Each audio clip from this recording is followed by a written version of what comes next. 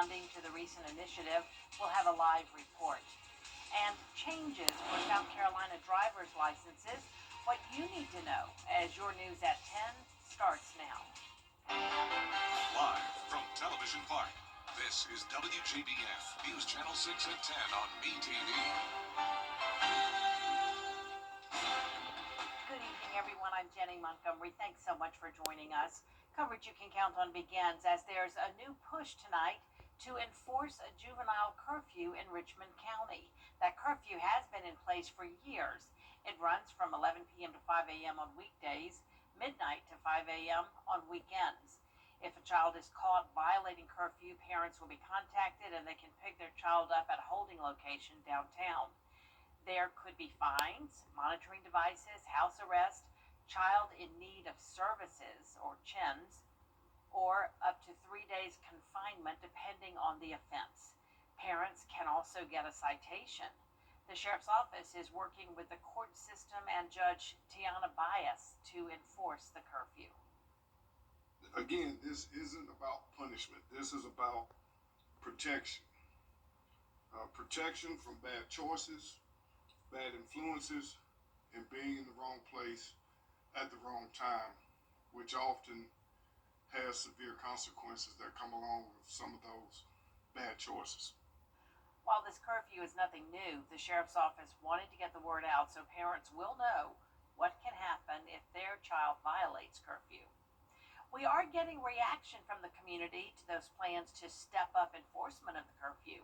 Hannah McDonald is live downtown tonight to tell us more about the community's reaction. That's right, Jenny. While the curfew is nothing new, Sheriff Brantley is reinforcing the juvenile curfew right before the school season starts.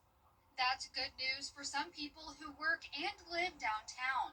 They say large groups of young people can quickly get out of control and cause some big problems. Why are the parents letting all them out in the first place? That's the biggest issue. If the parents aren't going to do anything, then things will happen. It's just kind of a natural progression. I hate that it came to this, but I also see the outcomes. Jeff Hopkins tells me that it is nice seeing policemen out on the streets at night, but wishes they were not all in one centralized area. It's cool to see more visibility, but at times it can almost seem counterproductive. Having visibility is one thing, but having everyone just kind of seeming like it, sometimes it feels a bit over-policed. Not to say that they shouldn't be there, but just spread out a bit more. He works downtown and says enforcing the curfew is the right move. It's been a growing issue. The youths being out, you'll see large groups of kids and you know they're kids. There does need to be some form of control. The curfew on weekdays will be 11 p.m. to 5 a.m. and 12 a.m. to 5 a.m. on weekends. Back to you. The Aiken County Sheriff's Office is investigating a shooting. Officials report the shooting took place shortly after 8 p.m. One person was injured. No word on the extent of that injury. Time now for a first look at the forecast. Here's our chief meteorologist, Jenna Petracci.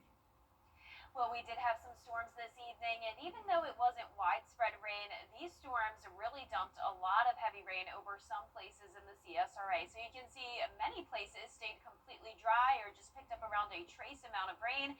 But check out towards the northwest in Crawfordville, around Taliaferro County, 5 inches over just a very tiny area from storms that sat for a few hours. Then we also had some heavy rain with a severe thunderstorm warning tonight for parts of Screven County, 2 to 3 inches down there.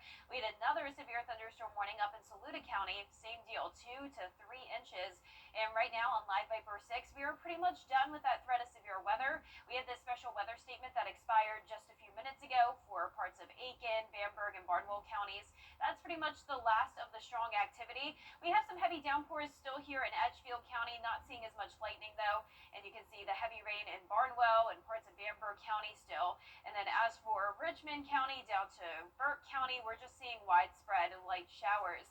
Here's a look at our Terry Lambert Hyundai Sky View Cam. The Green Jackets had an awesome win tonight against the Carolina Mudcats, and luckily it stayed dry over there in North Augusta.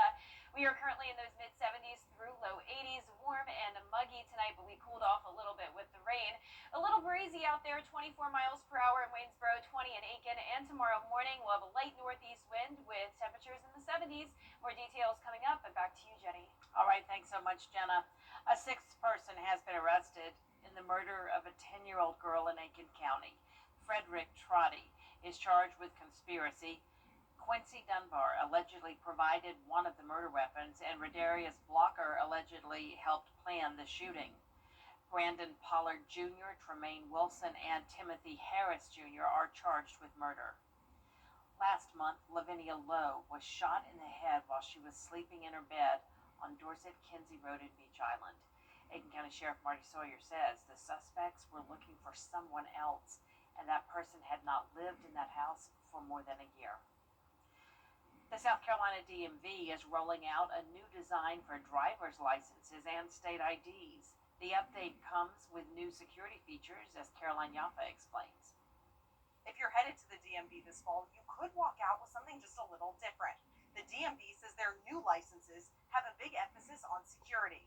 We are always challenged with staying a step ahead of the bad guys. This is what you will receive in the mail, and you will unfold it and have the license here in the middle. It will be very tamper resistant and very counterfeit resistant as far as the material itself, and we're excited to offer a new, more secure, again, just material-wise document to the people of the state. The DMV says these new designs include updated security features to protect against fraud and counterfeiting. Besides a cleaner layout, the cards have features to make them harder to duplicate. I'm gonna get a new one because if it helped me with my security any at all, it's a benefit. And it may be some things that I don't fully understand that it can help me with. At least I'll have. I think it's a good thing that the DMV is making South Carolina safe for all citizens. While the new license isn't required, the DMV recommends it, especially for those needing real IDs because they are real ID compliant.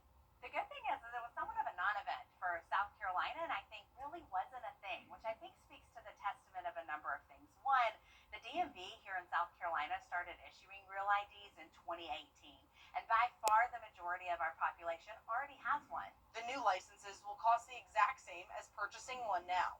In Columbia, I'm Caroline Yalfa.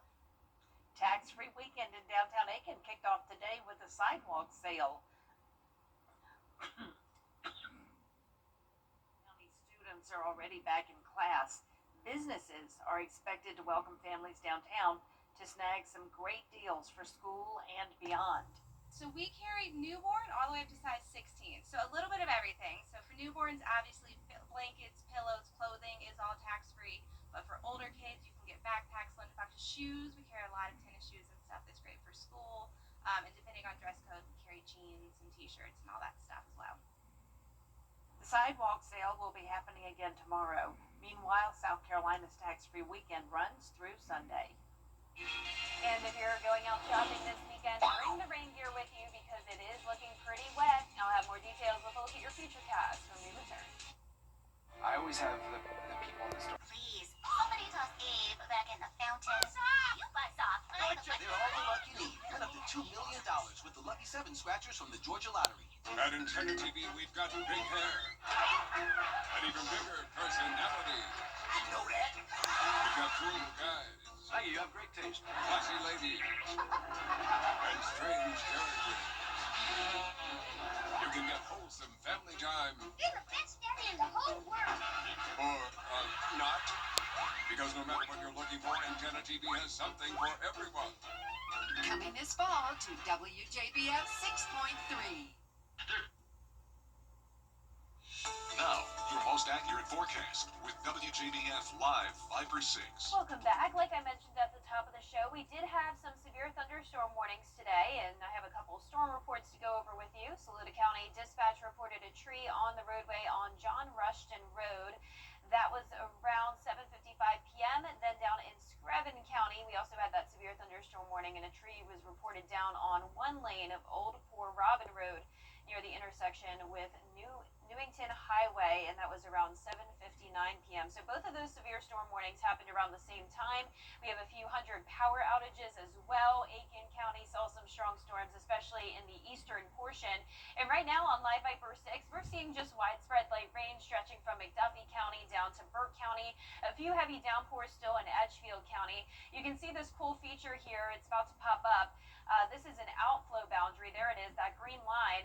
That started up in Aiken County, and then that's what triggered some additional storms to pop up in Barnwell and Bamberg counties, and that's what we're seeing now. So the strongest activity stretching from Barnwell all the way down towards the South Carolina coastline, but not bad here in Augusta, just that very light rain coming down. This is our Terry Lambert Hyundai Skyview cam outside the station.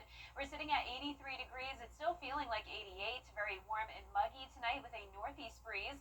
Temperatures have really fallen in our northwestern counties, now down to 75 in Crawfordville, but still at 80 in Waynesboro, 81 in Barnwell. So the cold front that we were watching today has now transitioned to a stationary front with an area of low pressure right across the CSRA, which means more rain chances this weekend. So like I mentioned, if you're headed out shopping for tax-free weekend, you're going to want an umbrella and a rain jacket with you because rain is in the forecast all day long. And pay attention to these temperatures. We're starting out in the low 70s, and instead of climbing into the 90s like what we typically see this time of the year, we are only topping off in the low 80s. A huge change of pace from last weekend when we were at 100 degrees. We are going to struggle to even see the 80s on Sunday. This stationary front is going to help to put us in the wedge setup along with high pressure driving in a northeast wind. That'll bring in some cooler and drier air, but the stationary front keeps the moisture around, so clouds and rain chances. And our high on Sunday is only 80 degrees, not too far off from our record lowest high set back in 1969. And like I mentioned, some places could even struggle to get to the 80-degree mark. So what does that mean? Absolutely no heat stress potential. We've been showing this map all week long. No longer need it for this weekend. You don't have to worry about being overheated, and you also don't have to worry about the humidity being quite as bad if you are north of I-20. Dew points are actually going to fall quite a bit. We could see some upper 50s on Sunday afternoon for the dew points. Higher moisture down towards the south, though, so that's where there will be a higher chance of rain and maybe a few storms on Sunday. But all of us are going to see rain on Saturday. Here's our feature cast at 7 a.m. Isolated showers and storms. Then once we get into the afternoon, another wave comes in, and this will bring some heavy downpours across the area by the evening hours. This is 5 p.m. It continues pretty much all night long. You can kind of tell that we have this area low pressure with that counterclockwise spin, just bringing rounds of rain. And then as we go into Sunday morning, still some scattered light showers, but with that drier air moving in, that'll limit the rain we see, especially for the northern half of the viewing area. So not a washout on Sunday, just much cooler with the clouds. Rainfall totals will be higher from Richmond County down towards the south, 2.5 to 3.5 inches. Not quite as much rain up towards the north. But you can see our 10-day forecast showing additional rain chances as we go into next week, and the temperatures will still be below average. Lots of upper 80s to start the week. Then as we go into next weekend, we'll finally be back into those lower 90s, but nowhere near 100 degrees. Okay, sounds good. This weekend's going to be amazing. A recreation center in Aiken County is undergoing some major changes. A groundbreaking was held today for the project. It's located on Jefferson Davis Highway in Graniteville. Once complete, it'll feature new basketball courts, a drop-off zone, and parking lots. The pool, playground, pavilion, and walking trail will remain. Very important for this community at this part of the county. We're going to maintain the swimming pool that we have here, which is in good condition, but a couple of the other facilities are very old, and it's time to retire them and put the replacement in, so we'll have some better facilities for our citizens living in this part of Aiken County. The project is funded through the capital project sales tax. The center will be closed for construction until at least next summer. Coming up, why President Trump fired the head of the Bureau of Labor Statistics. We'll have those details after the break.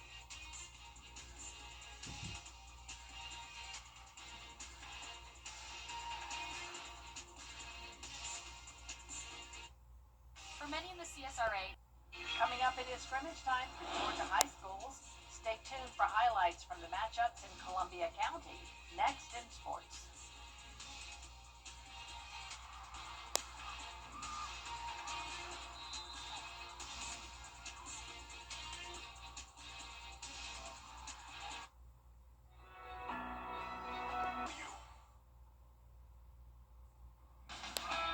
Now, WJBF sports coverage you can count on.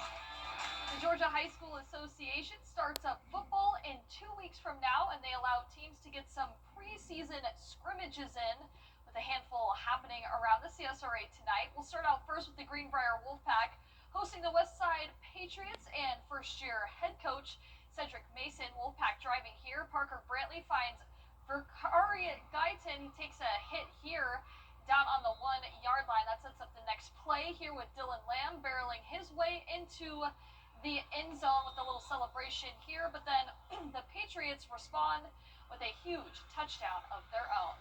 Now we go over to Evans High School. The Knights hosting the ARC Musketeers. 21-12 ARC lead in the fourth quarter as Lee Hutto, he begins his first year as the Knights head coach, previously a Westside head coach. Now Evans driving quarterback Charlie Bates finds Matthew West, who gets the extra yardage here and then some, finally brought down here to midfield. Then on the defense, they get a nice stop here. Our ARC's Matthias Bates not going anywhere there. Now for South Carolina, their season doesn't start for a few more weeks, but the excitement, of course, still there, especially for the Barnwell Warhorses, who put the full pads on starting Monday. Now, Barnwell coming off a 13-2 record in a 2A state championship appearance last season. However, this year's team play of new faces on both sides of the ball, with quarterback Cameron Austin now graduated. That position is currently up for grabs between Josiah Gibson and Damaje DeVoe, but these practices, upcoming scrimmages, and jamborees will help prepare them to have a strong season. When you coach in Barnwell and you come up as a Warhorse, these kids know that the expectation is to be around that ball game every year. So these kids have worked their tails off all off season. We graduated 24 seniors, but these kids keep coming, and have done everything the right way. So we're excited about the opportunity we have. You know, we're going to be a little different offensively and defensively, play a few more guys both ways, but in the end, there's still going to be a scoreboard on Friday night. Now the Warhorses kick off their season against Blackville Hilda. Now on over to college, the South Carolina Gamecocks picked to finish 5th in the SEC media poll, but expectations still high for Shane Beamer's program. Quarterback Lenora Sellers, he returns the National Freshman Offensive Player of the Year, passed for 2,534 yards, 18 touchdowns last season, and the team also officially named their backup quarterback and Luke Doty during the first day of camp. The Gamecocks looking to build off that 9-4 year, and Coach Beamer believes this group is different from years past. Understanding the hard work that it takes, and I think it's more just off the field, the development, the leadership, but this group's just got a, I don't know, different way about them. This is kind of a quiet, you know, we're a young team, but just very business-like in how they do things, and that's the way they've been since January. Now fall camp continues throughout this month, and they will begin their first game of the season against Virginia Tech. That's it for sports. We'll be right back. When you play Cash for Life from the Georgia Lottery, you can literally win. To get the weather, you need to see the whole picture. That's why Live Viber 6 gives you the Skyview network. Get a live view of traffic and weather from all over the CSRA. Available online 24 hours a day at WJBF.com and the free Live Viber 6 mobile app. The WJBF Live Viber 6 Skyview network. Powered by Terry Lambert Hyundai. Low prices, big selection, and committed to quality customer service. And last but not least tonight, it's like a sci-fi movie plot from the 1950s involving dangerous insects and radioactivity. But it's real. Radioactive wasps. Out there somewhere with George Escala. Around here we know, don't mess with wasps. And a nearby nest really got messed with. Sound bad. I hope they find a way to kill it. Even the BBC is reporting on it. A wasp nest discovered at Savannah Riverside, but no ordinary one. I thought it was kind of strange that they would find a nest of radioactive wasps. So, I mean, obviously this ended up being a bigger story than what I thought. And bigger could be the key word here, because in 50 sci-fi movies, insects and radioactivity don't mix. Talk about large and in charge. What's going to happen if you find a nest of radioactive wasps? They're going to grow and then go out and kill everybody. I mean, it becomes a mutant and generally turns into something pretty deadly. They sting people and then they try to kill us all. They grow to the size of a battleship. Yes, they do. You know for a fact they're going to grow to I don't know for a fact. I'm just worried. Well, I mean, I don't know. I hope that they don't. Yes, we all hope we don't have a 50 sci-fi thing going down around here. But if we do, we got some possible names for the movie. They came from Savannah Riverside or SRS, the supersized radioactive stingers. That would be good too. Out there somewhere in Aiken County, George Escala, WJBF News Channel 6. Where does George find this stuff? I know, right? Oh my gosh. That's a unique one. I mean, wasps are already bad enough. Right, Radioactive certainly. wasps? That's scary. Don't need that. Yeah, scary thought. Well, our 10-day forecast is showing some storms in the forecast this weekend. We're hearing the rain now at the station, so light showers will continue over the next couple of hours here in the CSRA. No longer expecting anything severe, though. As we go into the weekend, the chance of severe weather goes down, but we will have the chance of some minor flooding with all the rain that'll be here. Highs will be much cooler in the low 80s, and then next week still only in the upper 80s with continued chances of rain. Thank you so much for watching, everyone. The news continues at the top of the hour on News Channel 6 at 11.